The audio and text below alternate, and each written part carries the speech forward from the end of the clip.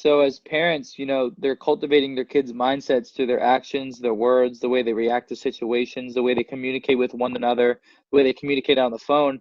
And so the way that my parents raised me from an early age was they sat me down and said, you're born with no legs, one arm, and things aren't going to change. And, the world's not going to stop for you or adapt to you. You got to figure out how to do things on your own.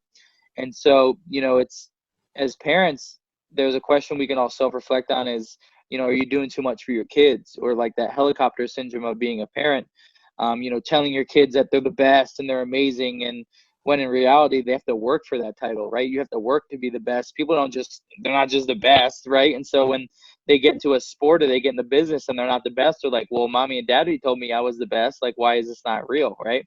And so it's instilling false belief. But the way that my parents raised me was they put my clothes in front of me and they said, tinker with it, figure it out. We'll give you verbal suggestions and help here and there, but most likely it's got to be you to do it. And so the biggest advantage they gave me was help me exercise the muscle of problem and solution. They didn't give me the solution every time. They had my mind work for it. They had me think of different ways that I can accomplish these things. It might take longer. It might look a different way than normal kids, right? But at least my brain was starting to stimulate solutions at an early age.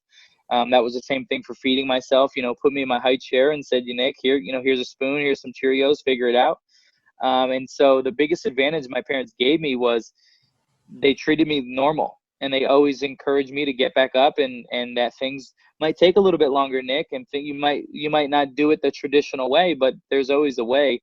And so I think it's important to encourage people because sometimes it takes a different person from a different walk of life to really break through the barrier that we have around our minds, if we're listening to something with a closed mind.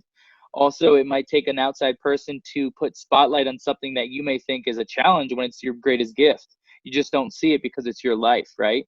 And so, and then thirdly, the most important thing about encouraging other people is you're contributing. And if you want to live a fulfilled life, you need to be doing two things. You need to be growing and you need to be contributing. And so what better way to contribute than encourage people along the way?